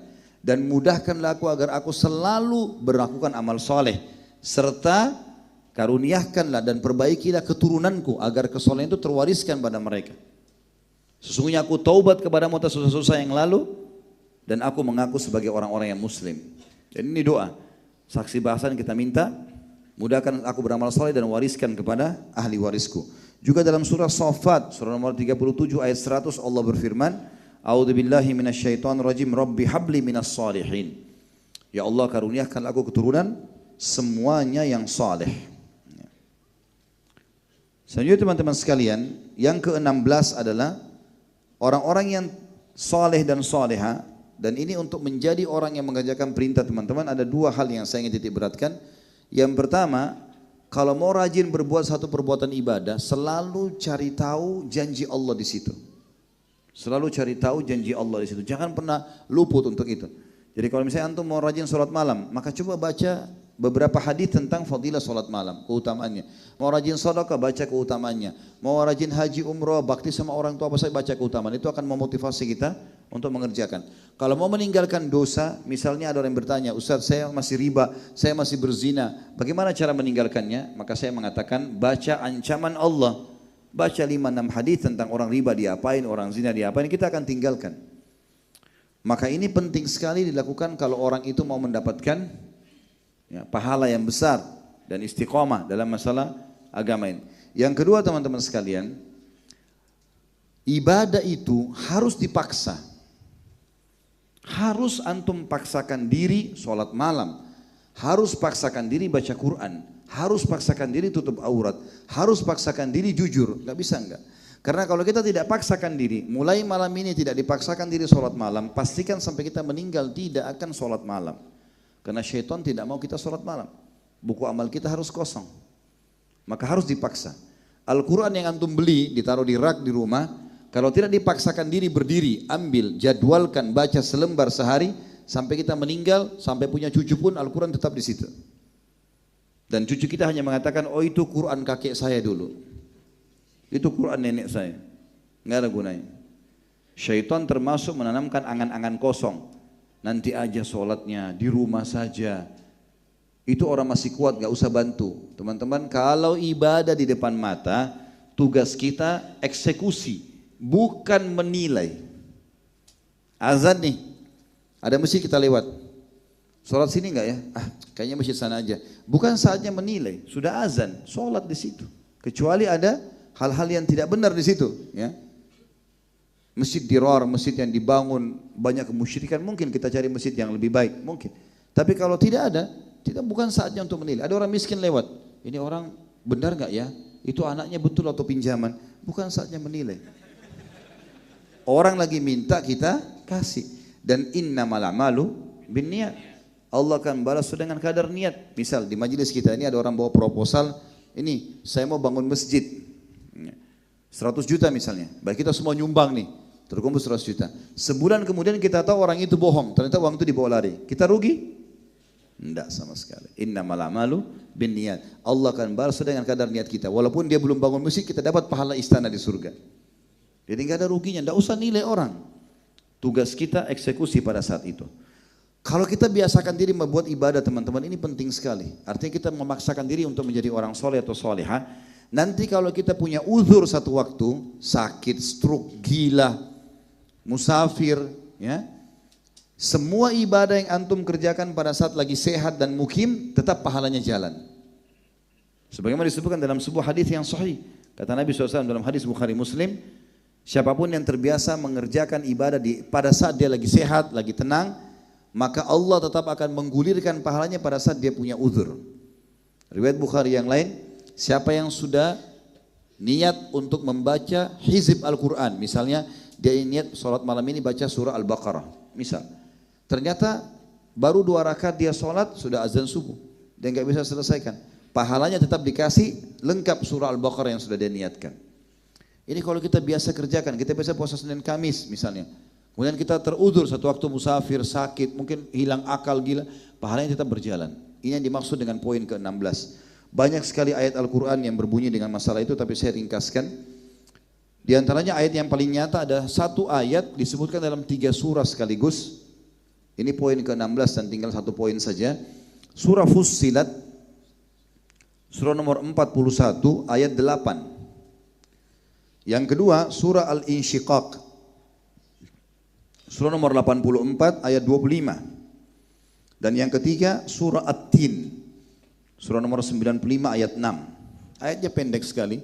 A'udzubillahi minasyaitonirrajim. Innal ladzina amanu wa 'amilus solihati lahum ajrun ghairu mamnun. Garis bawahi kalimat ghairu mamnun. Kata Allah, semua orang yang beriman dan beramal saleh, maka pahala mereka tidak akan terputus-putus. Kayak tadi contoh-contohnya gitu. Dia akan dapatkan pahala pada saat dia punya udzur karena dia sudah mengerjakannya. Subhanallah, saya pernah punya pengalaman di Makassar. Ayah saya, semoga Allah jaga beliau. Sering kali kalau saya datang ke Makassar diajak kunjungin teman-teman beliau yang sepadan dengan beliau gitu. Salah satu temannya diketeter teman-teman sekalian, di atas ranjang nggak bisa bergerak, kencing pun melalui selang di kantong, sudah meninggal Allah yarham. Saya mungkin 2-3 kali datang ke situ. Satu waktu saya datang ke tempatnya beliau sama ayah saya dengar saja orang tua kalau ngobrol, saya dengar pengalaman yang bisa saya ambil gitu ya. Saya tidak memotong kata-kata. Sempat waktu itu azan. Saya bilang sama ayah saya, mau ke masjid sebentar. Terus tiba-tiba temannya bilang, nak, dulu waktu saya seumur dengan kamu, nggak pernah saya tinggalin masjid. Tapi qadarullah sekarang, Allah takdirkan, saya sakit begini. Saya tidak bisa lagi ke masjid. Kencing saya nggak bisa dikontrol. Maka kalau saya masih kuat, saya akan ke masjid. Saya subhanallah tiba-tiba bilang sama diri saya, kalau beliau faham bahwasanya dulu waktu masih muda suka kerjakan dan sekarang sudah punya udzur, pahalanya tetap jalan itu. Karena sudah disampaikan dalam banyak dalil-dalil. Ya. Juga yang terakhir dalil dalam poin 16 adalah surah Al-Kahfi, surah nomor 18 ayat 30. A'udzubillahi minasyaitonirrajim. Innal ladzina amanu wa 'amilus solihati inna la nudhi'u ajra man ahsana amala. Sesungguhnya orang yang beriman dan beramal saleh, kami tidak akan mungkin menyia-nyiakan pahala mereka, dan kami akan berikan balasan yang sempurna. Kata ulama tafsir adalah Allah tetap jalankan pahalanya walaupun dia tidak lagi mengerjakannya karena punya udzur. Yang terakhir teman-teman sekalian, poin ke-17, manfaatnya adalah puncaknya masuk ke dalam surga. Dan tidak ada orang yang tidak merindukan surga. Sedikit saya kasih gambaran. Surga teman-teman ini bukan sebuah komplek perumahan di dunia yang sedang dijanjikan oleh kantor misalnya. Ya, mungkin kalau di Jakarta di daerah Menteng tempat mewah-mewah gitu kan. Bukan. Bukan sebuah rumah yang termahal di lokasi misalnya di Paris, di Perancis ada rumah-rumah yang mahal, khayalan untuk orang beli, gitu kan? Bukan itu teman-teman. Istana di surga. Apa kata Nabi SAW? Istana orang mukmin di surga yang paling sederhana, jarak dari awal tanah istananya ke ujung tanahnya 40 tahun. Jadi bagaimana kalau antum punya di Batam ini 1000 kali 1000 meter atau 1 hektar kali 1 hektar, kaya nggak kira-kira? Berarti antum lebih kaya dari itu, masya Allah ya. Baiklah. Intinya teman-teman sekalian, kita punya tanah, punya istana paling sederhana di surga 40 tahun jaraknya dari awal tanah ke ujung tanah. Dan disebutkan dalam sebuah riwayat sahih, dan ini ada dibedah dengan riwayat-riwayatnya, saya sebutkan riwayat Munziri, ya, disebutkan oleh Tabarani, banyak riwayat-riwayat dalam kajian kita di YouTube judulnya Rasulullah SAW bercerita tentang surga dan neraka, bedah buku. Ada riwayat yang berbunyi kata Nabi SAW, sungguh penghuni surga yang paling rendah derajatnya di surga memiliki 10.000 pelayan. 10.000 pelayan. Kita kalau punya 10 saja pembantu atau pelayan sudah luar biasa. 10.000 pelayan. Sampai salah seorang di antara mereka masuk ke dalam surga menemui seseorang di depan pintu surganya. Wajahnya tampan, bercahaya, bajunya bersih sampai dia kira malaikat. Dia mengatakan, siapa kamu ini? Maka orang itu berkata, saya salah satu dari pelayanmu. Orang yang terendah di surga. Baik, kemudian selanjutnya teman-teman sekalian, orang yang terendah di surga juga memiliki minimal 10 kali lipat yang dimiliki oleh raja terkaya dunia. Sebagaimana sabda Nabi SAW, orang yang terendah di surga adalah memiliki 10 kali lipat yang dimiliki oleh raja terkaya dunia. Kalau raja terkaya dunia adalah Sulaiman alaihissalam. Enggak ada yang kalah Nabi Sulaiman, gitu kan. Raja yang paling kaya, 10 kali lipat dari kerajaan Sulaiman alaihissalam. Orang yang paling rendah di surga, gitu kan. Belum lagi, maaf saya bahasakan, kalau ada teman-teman yang merasa dirinya jelek, yang merasa dirinya kurang, itu cuma di dunia, casing dunia. Di akhirat sudah berbeda. Kata Nabi SAW, semua ahli surga tingginya seperti Adam, 60 siku ke langit, 27,5 meter. Jadi orang-orang yang pendek gak usah khawatir nih, ya. Karena cuma dunia, semuanya jadi tinggi sama. Wajahnya seperti Yusuf, gak ada lagi orang jelek. Allah akan berikan ketampanan. Nabi Yusuf waktu lewat di depan perempuan Mesir, sampai saking gagahnya sampai mereka potong tangan gak sadar. Kalau kita lewat bukan dia potong tangan gitu. Malah dia heran kenapa ada manusia begini. Tapi di akhirat dikasih wajahnya seperti Yusuf dan hatinya seperti Ayub. Ayub alaihissalam terkenal dengan sabarnya, santunnya, tidak pernah berkeluh kesah. Itu penghuni surga. Dan yang luar biasa kenikmatan abadi, khalidina fiha. Nggak ada lagi kematian, nggak ada segala-galanya. Itu tinggal tunggu proses mati, kita akan ke sana teman-teman. Yang penting beramal saleh.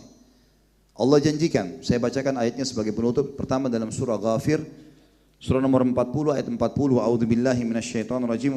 Wa man amila salihan min dzakarin aw untha wa huwa mu'min fa ulaika yadkhulunal jannata yurzaquna fiha bighairi hisab. Siapapun yang beramal saleh dari laki-laki dan perempuan sementara dia dalam keadaan beriman, maka pasti kami akan masukkan ia ke dalam surga dan kami akan berikan rezeki ia di dalamnya tanpa ada perhitungan, tidak ada hisab. Masuk surga tanpa hisab. Dalam surah At-Talaq, surah nomor 65 ayat 11, Allah juga berfirman, A'udzubillahi minasyaitonirrajim, wa may yu'min billahi wa ya'mal salihan yudkhilhu jannatin tajri min tahtihal anharu khalidina fiha abada. Qad ahsanallahu lahu rizqa. Siapa yang beriman kepada Allah dan beramal saleh, maka pasti ia akan dimasukkan ke dalam surga-surga yang di bawahnya mengalir sungai-sungai dan mereka akan kekal di dalamnya selama-lamanya. Allah telah menyempurnakan rezekinya. Kenapa dikatakan di sini surga-surga, bukan surga satu? Karena setiap orang di antara kita teman-teman bisa punya ribuan istana di surga. Saya kasih contoh. Sabda Nabi SAW, siapa yang menjaga 12 rakaat sehari semalam, Allah akan bangunkan baginya istana di surga. 2 rakaat antara azan dan iqamah subuh. 4 rakaat sebelum subuh sudah 6. 2 rakaat sudah duhur 8. 2 rakaat sudah maghrib 10. 2 rakaat sudah isya 12. Dikenal dengan sunnah rawatib. Kata Nabi SAW, siapa yang menjaga atau sholat itu akan diberikan istana di surga. Ada 2 pendapat ulama. Yang pertama ulama bilang, kalau dia rutin jaga, dari awal dia mulai balik sampai dia meninggal dikasih istana di surga. Tapi ini pendapat, cuma ini pendapat yang masih marjuh, artinya tidak semua ulama pilih. Pendapat yang kedua adalah setiap kali dia kerjakan 12 rakaat dalam hari itu dikasih istana di surga. Bayangkan kalau dia 70 tahun terus kerjakan itu, dia jaga. Berapa banyak dia dapat istana di surga? 1 tahun 365 hari. Berarti dalam 1 tahun dia bisa dapat 365 istana kali 70. Berapa ribu istananya? Hadis Nabi SAW yang lain, siapa yang membangun masjid di rumah Allah, masjid di muka bumi, Allah akan bangunkan baginya istana di surga. Ada satu sahabat mengatakan, ya Rasulullah, tidak semua orang mampu bangun masjid, biayanya besar. Apa kata Nabi SAW? Ketahuilah, pahala itu akan Allah beri kepada siapapun yang membangun rumah Allah di muka bumi walaupun seperti sarang burung saja. Jadi misalnya kita cuma punya 2.000 rupiah, kita lewat ada masjid lagi dibangun, kita sumbangkan di kotaknya, digabungkan untuk beli semen atau pasir. Jadi bagian daripada bangunan itu dapat istana di surga. Kalau kita lewatin 10 masjid, 20 masjid, 100 masjid selama kita hidup, berarti kita punya 100 istana. Kan seperti itu. Ada hadis yang mulia tentang masalah sholat berjamaah di masjid. Ini bagi yang masih malas sholat di masjid, teman-teman perhatikan baik-baik. Kata Nabi SAW, kecuali itu punya udzur syar'i ya, sakit, musafir, segala macam, ketiduran, tidak sengaja itu lain. Tidak ada udzur pergi.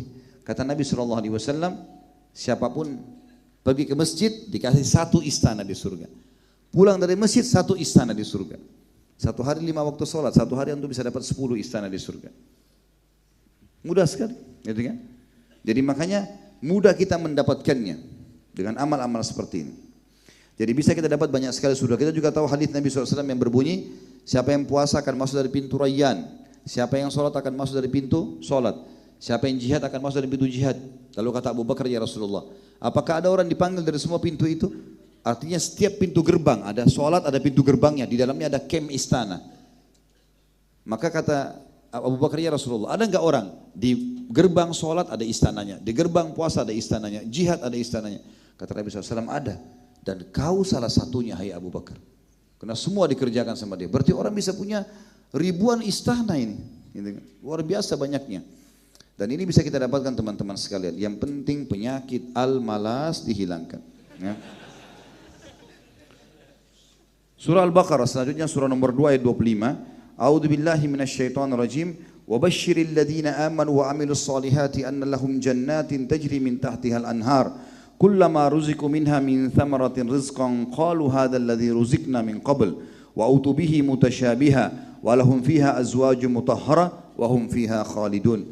Sampaikan berita gembira hai Muhammad kepada orang-orang yang beriman dan beramal saleh bahwasanya mereka akan memiliki jannat, istana-istana surga ya, yang banyak yang di bawahnya mengalir sungai-sungai.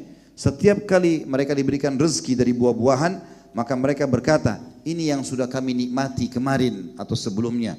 Dan mereka diberikan beragam macam warna dan rasa. Dan mereka memiliki pasangan-pasangan yang suci. Serta mereka akan kekal di dalamnya. Jadi saksi bahasan, sampaikan berita gembira kepada orang beriman dan beramal saleh. Dua dalil terakhir teman-teman, surah Al-Baqarah, surah nomor 2 ayat 82 berbunyi, A'udzu billahi minasyaitonir rajim, walladzina amanu wa 'amilus solihati ulaika ashabul jannati hum fiha khalidun. Siapapun yang beriman dan beramal soleh maka mereka pasti menjadi penghuni surga dan mereka akan kekal di dalamnya.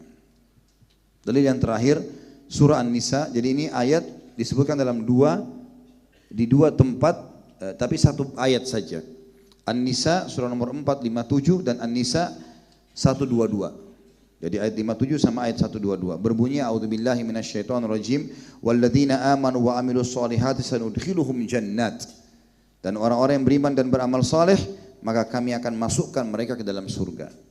Kata penutup saya teman-teman sekalian, tentu kita harus fahami teman-teman sekalian. Kalau kita sudah mulai coba istiqamah, sering ada bisikan syaitan. Apakah sudah ini jalannya? Atau misal dikatakan sudahlah nggak apa-apa, toh sudah tahu juga caranya taubat, nanti gampang taubat. Ini waswas syaitan. Harus kita baca a'udzubillahi minasyaitonirrajim. Dan Allah mengatakan wa'bud rabbaka hatta ya'tiyakal yakin. Kalau kau sudah dapat kebenaran, sembahlah Tuhanmu di situ, istiqamah, pertahankan perintah, jauhi larangan sampai kamu mati. Para sahabat sudah praktikin itu. Kata Abdullah bin Mas'ud radhiyallahu anhu, kalau kalian mau ambil pelajaran dari orang-orang yang sudah terdahulu, para sahabat Rasulullah sallallahu alaihi wasallam ridwanullahi alaihim. Mereka sudah belajar dari Nabi SAW, mereka sudah amalkan dalam hidupnya sampai mereka mati. Itu orang yang paling layak untuk dijadikan contoh. Dan jangan ambil pelajaran dari orang yang masih hidup. Artinya kita boleh dengarkan nasihatnya, tapi orang yang sudah mati kita bisa ambil pelajaran karena dia sudah lalui. Orang ini belum tentu selamat dari fitnah kehidupan. Boleh kita dengarkan nasihatnya, tapi bukan dia menjadi tolok ukur gitu kan. Karena mereka masih belum mengetahui akhir hidupnya apa. Ada orang subhanallah istiqamah, akhir hidupnya jadi rusak. Saya tutup dengan kisah Abu Hurairah radhiyallahu anhu berkata, saya pernah duduk bertiga dengan semua tiga orangnya sahabat Nabi semuanya. Abu Hurairah berkata, saya duduk bertiga. Ada satu orang dan dari Ansar, satu dari Muhajirin, satu dari Ansar, gitu kan. Kata Abu Hurairah, Rasulullah SAW lewat di depan kami bertiga lalu berkata, sungguh demi zat yang jiwaku dalam genggaman maksud demi Allah, salah seorang dari kalian bertiga ini akan jadi penghuni neraka. Bahkan tubuhnya memenuhi neraka. Kata Abu Hurairah, saya ketakutan luar biasa. Karena dua orang teman saya ini ahli ibadah semuanya. Nuntut ilmu, sholat malam, mengaji, luar biasa. Berjalan waktu kata Abu Hurairah, orang Ansar yang salah satu dari bertiga kami ini mati syahid di medan perang. Dapat jaminan surga. Tinggal saya sama satu orang ini. Abu Hurairah bilang, saya ketakutan nih. Jangan sampai saya yang dimaksud oleh Nabi SAW. Waktu suku Hanifah ini suku yang masuk Islam gara-gara kepala sukunya masuk Islam. Tapi di suku ini ada satu orang pendusta namanya Musailam al-Kadzab yang mengaku nabi. yang akhirnya diperangi oleh Abu Bakar setelah meninggalnya Nabi SAW, gitu kan. Punya kisah banyak orang ini yang aneh-aneh gitu, tapi jelas dia mengaku Nabi, kaumnya iyakan. Salah satu sebabnya ternyata Nabi SAW mengutus orang kedua sebelah Abu Hurairah ini, karena dia sudah hafal sebagian ayat Al-Quran, sudah menuntut ilmu. Nabi utus dia menjadi da'i ke suku Hanifah itu. Abu Hurairah bilang, orang ini diutus jadi da'i. Saya makin takut, jadi da'i berarti luar biasa ilmunya. Ternyata subhanallah, waktu orang ini datang ke suku Hanifah, ditunggu di pintu gerbang suku oleh Musailamah al-Kadzdzab. Lalu Musailamah bilang, kalau kau ngakuin saya sebagai nabi, kau bilang sama kaum saya, Muhammad nabi ya, tapi Musailamah juga nabi. Saya akan angkat kau jadi menteri saya. Apa yang terjadi teman-teman? Orang ini keluar dari Islam. Waktu suku Hanif mengumpul, lalu dia mengatakan, apa pesan Muhammad kepada kami? Kata orang itu, Muhammad telah mengatakan dirinya nabi dan mengatakan juga Musailamah nabi. Maka kalian tidak usah ikuti ke Madinah, ikuti di sini sudah cukup. Dan pada saat peperangan Riddah, orang-orang yang murtad ini terbunuh orang tersebut di tangan kaum muslimin dan akhirnya menjadi ahli neraka. Jadi kita lihat teman-teman sekalian, istiqomah itu harus sampai kita meninggal. Jangan setengah-setengah dan jangan tergiur dengan dunia. Apapun cobaan yang datang, apapun penawaran kita harus tinggalkan. Sabar terhadap maksiat. Demi Allah kalau antum bertahan dalam kondisi beriman kepada Allah, janji Allah tidak akan salah, semua akan didapatkan dengan izin Allah dan mati insya Allah masuk ke dalam surganya. Allahu a'lam. Kita berdoa kepada Sang Pencipta Allah, semoga majelis kita diberkahi olehnya dan dijadikan sebagai tambahan amal kita pada hari kiamat, dan semoga seluruh amal yang pernah kita kerjakan sekecil sampai sebesar apapun diterima dengan kemahamurahannya, dan juga semua dosa yang pernah kita kerjakan semuanya diganti dengan Allah menjadi pahala. Dan kita berdoa agar Indonesia menjadi negara yang tentram, aman, damai, semuanya muslimin di bawah naungan ukhuwah Islamiyah, diangkat perselisihan di antara mereka, dan dalam ibadah mereka kembali kepada Al-Quran dan Sunnah. Dan semoga Indonesia dikaruniai pemimpin muslim yang adil yang kembali kepada Al-Quran dan Sunnah, juga dijadikan sebagai contoh bagi negara-negara yang lain. Tidak pernah lupa kita doakan saudara kita di Palestina, di Syria, di Yaman, di Irak, di Myanmar, di Ahsa, di mana mereka sedang tertindas. Semoga Allah ikhlaskan niat mereka, terima para syuhada mereka, mudahkan Islam di tangan mereka dan tangan kita semua, dan semoga Allah partisipasikan kita bersama mereka di pahala, baik dengan doa, dengan harta, juga dengan jiwa kita.